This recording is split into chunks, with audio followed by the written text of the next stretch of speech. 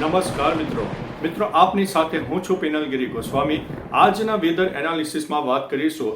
આજે તારીખ 29 જૂનથી લઈને 12 જુલાઈ સુધી ગુજરાતમાં કેવું રહેશે હવામાન, આવનારા દિવસોમાં કઈ સિસ્ટમ કામ કરશે, ગુજરાતને કેટલો વરસાદ મળી શકે છે, અત્યારે ગુજરાતમાં એવરેજ વરસાદની ટકાવારી કેટલી છે અને કયા જિલ્લામાં ઓરેન્જ એલર્ટ અને યલો એલર્ટ આપવામાં આવ્યું છે, તમામ પ્રકારની માહિતી આ એક વિડીયોમાં તમને મળી જવાની છે। પ્રથમ મિત્રો, પ્રાથમિક માહિતી ફક્ત તમને 30 સેકન્ડમાં આપી દઈએ તો back to back cyclonic system સર્જાવાને કારણે ઉત્તર ગુજરાત, કચ્છના અનેક ભાગોમાં હજુ પણ ઓરેન્જ એલર્ટ અને યલો એલર્ટ આપવામાં આવ્યું છે। આજે કચ્છના મોટાભાગના વિસ્તારો એટલે સાર્વત્રિક કચ્છમાં ગણી શકાય કે ઓરેન્જ એલર્ટ આપવામાં આવ્યું છે। ઉત્તર ગુજરાતના અમુક ભાગોમાં યલો એલર્ટ, સૌરાષ્ટ્રના પશ્ચિમ તરફના કોઈ વિસ્તારમાં યલો એલર્ટ અને દક્ષિણ ગુજરાતમાં યલો એલર્ટ આપવામાં આવ્યું છે। કયા વિસ્તારમાં વધુ વરસાદ થશે તેના તમામ પ્રકારના પરિબળો તમને આ વિડીયોમાં સમજાવવાના છે। બીજી તરફ મિત્રો, અત્યારે જે મધ્ય ભારત તરફ સાયક્લોનિક સિસ્ટમ સર્જાયું છે, આવનારી તારીખ 3 જુલાઈ સુધીમાં બેક ટુ બેક ફરીથી એક સાયક્લોનિક સિસ્ટમ સર્જાશે। આવનારી તારીખ 7 જુલાઈ સુધીમાં ફરીથી એક સાયક્લોનિક સિસ્ટમ સર્જાશે। એટલે બેક ટુ બેક અને એક પછી એક કહી શકાય કે સાયક્લોનિક સિસ્ટમની અસર જોવા મળશે। મધ્ય ભારત એક્ટિવ રહેશે, જેના ભાગરૂપે થઈને રાજસ્થાન હોય, ગુજરાતના પૂર્વ તરફના વિસ્તાર હોય, દક્ષિણ ગુજરાત હોય, ઉત્તર ગુજરાત અને કચ્છના અનેક ભાગોમાં 12 જુલાઈ સુધી તો મિત્રો ચોક્કસથી વરસાદનું પ્રમાણ વધુ જોવા મળવાનું છે। સૌરાષ્ટ્રમાં પણ છૂટોછવાયો વરસાદ ચાલુ રહેશે। લો ક્લાઉડ ફોર્મેશન, ભેજનું પ્રમાણ વધારે સર્જાય અને લોકલ ડેવલપમેન્ટ સર્જાઈ જાય તો જે તે વિસ્તારમાં 1 ઇંચથી લઈને 4 ઇંચ સુધીના વરસાદ થઈ શકે છે। હવે મિત્રો, વેધર ચાર્ટ હોય, મોન્સૂન મીટર હોય અને એક પ્રાથમિક પરિબળોના આધારે તમને સમજાવવાનો પ્રયત્ન કરીશું કે 29 જૂનથી લઈને 12 જુલાઈ સુધી ગુજરાતમાં કયા વરસાદની શક્યતા વધુ છે। હવે મિત્રો, આગાહીને વિસ્તારથી જાણીએ તો મોન્સૂન મીટર, વેધર ચાર્ટ અને એક સામાન્ય પરિસ્થિતિનો અહેવાલ ખાસ આ વિડીયોમાં તમને આપી દઈશું। મિત્રો, મહત્વનું છે કે અત્યારે ગુજરાતમાં ચોમાસું જોરદાર જામી ગયું છે। આજે 11 જિલ્લામાં મિત્રો યલો અને ઓરેન્જ એલર્ટ પણ આપી દેવામાં આવ્યું છે।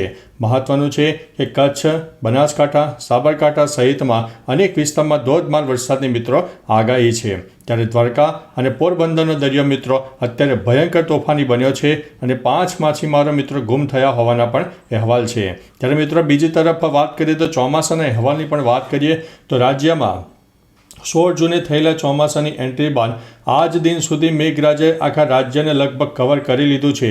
ત્યારે હવામાન વિભાગે ખાસ કરીને આજે 11 જિલ્લામાં ઓરેન્જ અને યલો એલર્ટ મિત્રો આપી દીધું છે। સૌરાષ્ટ્ર, કચ્છ સહિત અનેક રાજ્યના અનેક પંથકમાં આજે ધોધમાર વરસાદ વરસી શકે છે। બીજી તરફ પોરબંદરના તોફાની દરિયાની વચ્ચે જય સાંકરિયાએ કૃપા નામની બોટ લઈને જે માછીમારી કરવા ગયેલા હતા તેમાંના 5 માછીમારો મિત્રો અત્યારે ગુમ થઈ ગયા છે। કોસ્ટગાર્ડની ટીમ પોરબંદરના દરિયા કિનારાના વિસ્તારમાં તેની શોધખોળ કરી રહી છે। ત્યારે મિત્રો, બીજી તરફ વાત કરીએ તો આજે કયા જિલ્લામાં ખાસ વરસાદની શક્યતા વધુ છે તો આજે 11 જિલ્લામાં ઓરેન્જ અને યલો એલર્ટ તો આપવામાં આવ્યું છે।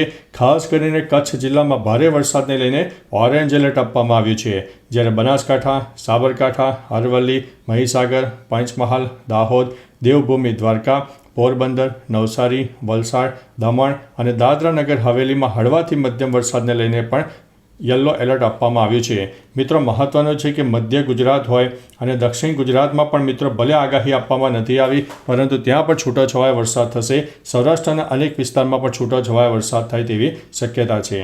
હવે મિત્રો, વેધર ચાર્ટના આધારે તમે જોઈ શકો છો કે આજે તારીખ 29 જૂન થઈ ગઈ છે તો આજે કચ્છને સમગ્ર ઓરેન્જ એલર્ટ આપવામાં આવ્યું છે, જ્યારે ઉત્તર ગુજરાતના અનેક ભાગોમાં યલો એલર્ટ, સૌરાષ્ટ્રના પશ્ચિમ તરફના વિસ્તારમાં પણ યલો એલર્ટ અને દક્ષિણ ગુજરાતના પણ કોઈ વિસ્તારમાં યલો એલર્ટ આપવામાં આવ્યું છે। ઓરેન્જ એલર્ટની વાત કરીએ તો સમગ્ર કચ્છને આજે ઓરેન્જ એલર્ટમાં આવરી લેવાયો છે, જ્યારે યલો એલર્ટની વાત કરીએ તો બનાસકાંઠા, સાબરકાંઠા, મહીસાગર, અરવલ્લી, પંચમહાલ, દાહોદ, દેવભૂમિ દ્વારકા, પોરબંદર, નવસારી, વલસાડ, દમણ અને દાદરાનગર હવેલીમાં યલો એલર્ટ મિત્રો આપી દેવામાં આવ્યું છે। બાકીના મિત્રો, આજે સફેદ રંગનો જે ભાગ છે તેમાં પણ છૂટોછવાયો વરસાદ રહેશે। એમ ન માની લેવું કે વેધર ચાર્ટમાં અત્યારે દર્શાવતા નથી એટલે વરસાદ નહીં થાય। જો મિત્રો લોકલ ડેવલપમેન્ટ સર્જાઈ જાય અને લો ક્લાઉડ ફોર્મેશન સર્જાઈ જાય તો ભલે ઓરેન્જ એલર્ટ કે યલો એલર્ટ ન હોય પણ જે તે વિસ્તારમાં ત્યાં પણ 1 ઇંચથી લઈને 4 ઇંચ સુધીના વરસાદ થઈ શકે છે. એટલે મિત્રો આ પ્રમાણમાં આપણે રહેવું નહીં કે આ જગ્યાએ આગાહી નથી એટલે વરસાદ ન થાય. ઘણીવાર લોકલ ડેવલપમેન્ટ સર્જાય, લો ક્લાઉડ ફોર્મેશન વધારે સર્જાય, ભેજનું પ્રમાણ વધારે સર્જાય તો જે તે વિસ્તારમાં લાંબા ગાળાનો વરસાદ પણ થતો હોય તેવી શક્યતા છે. એટલે થોડા સાવચેત રહેજો, એલર્ટ રહેજો. હવે મિત્રો મોન્સૂન વિટરની વાત કરીએ તો અત્યારે ગુજરાતમાં જ્યારે 16 જૂનથી ચોમાસાએ એન્ટ્રી લઈ લીધી છે ત્યારે ગુજરાતમાં અત્યારે જે ટકાવારી વરસાદની છે એ એવરેજ ટકાવારી 29.89ની આસપાસ થઈ ગઈ છે અને આ અત્યારે આંકડો ધીમે ધીમે વધી પણ રહ્યો છે.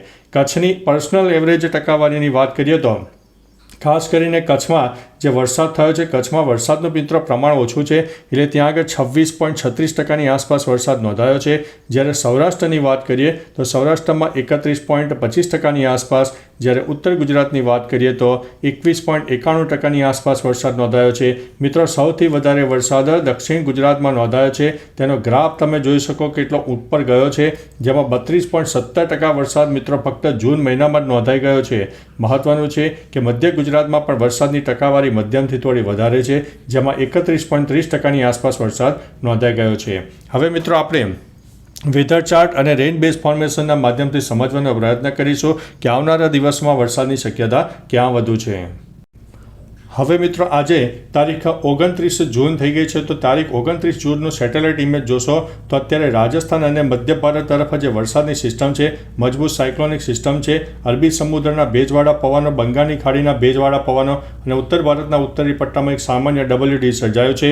આવનારા દિવસોમાં પાકિસ્તાન તરફ એક સાયક્લોનિક સિસ્ટમ સર્જાશે જે કચ્છ અને ઉત્તર ગુજરાતના અનેક ભાગોને વરસાદ આપશે. 29 તારીખનો અહેવાલ જુઓ તો અત્યારે ગુજરાતના અનેક ભાગોમાં વરસાદની શક્યતા છે. પૂર્વ તરફના વિસ્તારમાં વરસાદની શક્યતા વધુ છે. ઉત્તર ગુજરાતમાં આજે વરસાદનું પ્રમાણ વધારે રહે અને ત્યારબાદ કચ્છમાં પણ ઓરેન્જ એલર્ટ આપવામાં આવ્યું છે. અનેક વિસ્તારમાં વરસાદની શક્યતા વધુ રહે છે.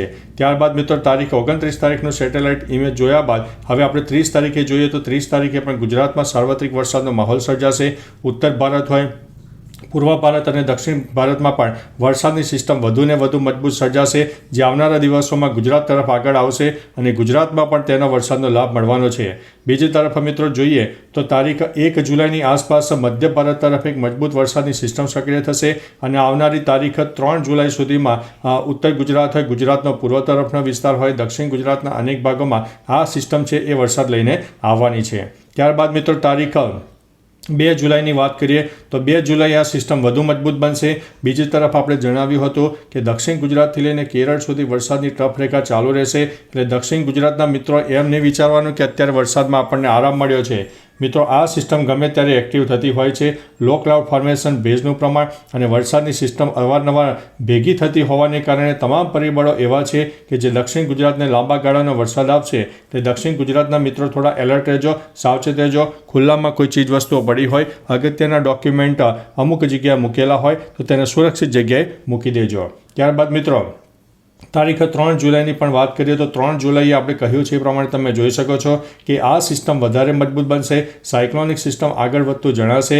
અરબી સમુદ્રનો ભેજ પણ મળશે એટલે ચારે તરફથી ગુજરાતને એક વરસાદનો લાભ મળવાનો છે, જેમાં ઉત્તર ગુજરાત, કચ્છના અનેક ભાગોમાં વરસાદની તીવ્રતામાં નોંધપાત્ર વધારો થશે.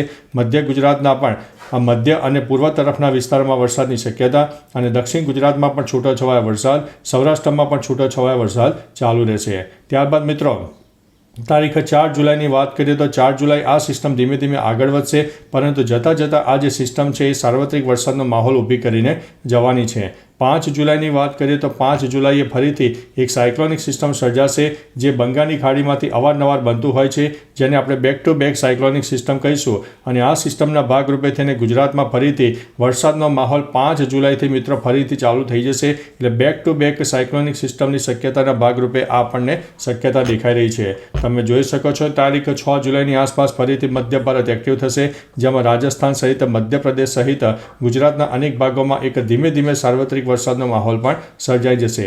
ત્યારબાદ મિત્રો તારીખ 7 તારીખની વાત કરીએ તો 7 તારીખે જુઓ કે ઉત્તર ગુજરાતના અનેક ભાગોમાં ભયંકર વરસાદ થાય. સૌરાષ્ટ્રના ઉત્તરી પટ્ટા અને કચ્છના અનેક ભાગોમાં પણ વરસાદની શક્યતા. મધ્ય ગુજરાતમાં પણ વરસાદની શક્યતા રહેશે. દક્ષિણ ગુજરાતમાં પણ સાર્વત્રિક વરસાદનો માહોલ સર્જાશે. 7મી તારીખની આસપાસ જોરદાર વરસાદ થાય, જેમાં 1 ઇંચથી લઈને 4 ઇંચ કરતાં પણ વધારે વરસાદ થઈ શકે છે. બીજી તરફ મિત્રો તારીખ 8 તારીખની વાત કરીએ તો 8 તારીખે પણ તમે જોઈ શકો છો કે એ સિસ્ટમમાં આપણને 7 અને 8 બંને તારીખે સિસ્ટમની જે અનુકૂળતા છે જોવા મળવાની છે, જેમાં સૌરાષ્ટ્ર હોય, ઉત્તર ગુજરાત અને કચ્છના અનેક ભાગોને આવરી લેશે. મધ્ય ગુજરાત અને દક્ષિણ ગુજરાતમાં છૂટાછવાયા વરસાદ મિત્રો ચાલુ રહેવાનો છે. ત્યારબાદ મિત્રો તારીખ 9 તારીખની વાત કરીએ તો 9 તારીખે રાજસ્થાનના અનેક ભાગોમાં આ વરસાદની સિસ્ટમની અસર રહેશે. કચ્છ અને ઉત્તર ગુજરાતના અનેક ભાગોમાં પણ તેની અસર જોવા મળશે. બાકીના ગુજરાતના જે વિસ્તારો છે તેમાં સાર્વત્રિક વરસાદનો માહોલ સર્જાઈ જશે. ત્યારબાદ મિત્રો તારીખ 10 તારીખની વાત કરીએ તો 10 તારીખે પણ રાજસ્થાન, પાકિસ્તાન, કચ્છના અનેક ભાગો હોય, ઉત્તર ગુજરાતના અનેક ભાગોમાં વરસાદની તીવ્રતામાં વધારો, બાકીના વિસ્તારમાં છૂટોછવાયો વરસાદ થઈ શકે છે. 11 તારીખની વાત કરીએ તો 11 તારીખે પણ આ સેમ સિસ્ટમની અસર રહેવાની છે, જેમાં કચ્છ હોય, ઉત્તર ગુજરાતના અનેક ભાગોમાં વરસાદની તીવ્રતામાં નોંધપાત્ર આપણને વધારો પણ જોવા મળી શકે છે. ભલે સેટેલાઇટ બેઝના માધ્યમથી મિત્રો તમને એમ લાગે કે આ સિસ્ટમ ગુજરાતને અસર ઓછી કરશે, પરંતુ મજબૂત સિસ્ટમ સક્રિય થવાની છે, જે આપણને તારીખ 12 અને 13 જુલાઈ સુધી વધતા ઓછા પ્રમાણમાં વરસાદ આપશે. અને અત્યારે જે વરસાદનું પ્રમાણ છે ગુજરાતમાં એવરેજ 29% આસપાસ ચાલી રહ્યું છે. આવનારી તારીખ 12 જુલાઈ સુધીમાં તે વરસાદનું પ્રમાણ મિત્રો 60% સુધી પહોંચી જાય તેવી શક્યતા છે. એટલે મિત્રો ટૂંકુને ટચ જણાવીએ તો જુલાઈ મહિનો પણ આપણને સારામાં સારો મળવાનો છે, જેમાં 60% આસપાસ વરસાદ પહોંચી જાય તેવી શક્યતા હાલ દેખાઈ રહી છે. બાકી મિત્રો તમારા વિસ્તારમાં જેવું કંઈ વાતાવરણ હોય, વરસાદ પડ્યો કે નહીં, વાતાવરણમાં પલટો આવ્યો કે નહીં, વરસાદનું પ્રમાણ કેવું છે, ઠંડી હોય, ગરમી હોય, બફારો હોય અને ભેજનું પ્રમાણ કેવું છે, તમામ પ્રકારની માહિતી નીચે કમેન્ટમાં આપજો, જેથી અન્ય મિત્રો પણ જાણી શકે. તો ચાલો મિત્રો, ફરીથી દેશ અને દુનિયાના તાજા સમાચાર અને હવામાનની લેટેસ્ટ માહિતી લઈને મળતા રહીશો. ત્યાં સુધી અમને રજા આપશો. નમસ્તે.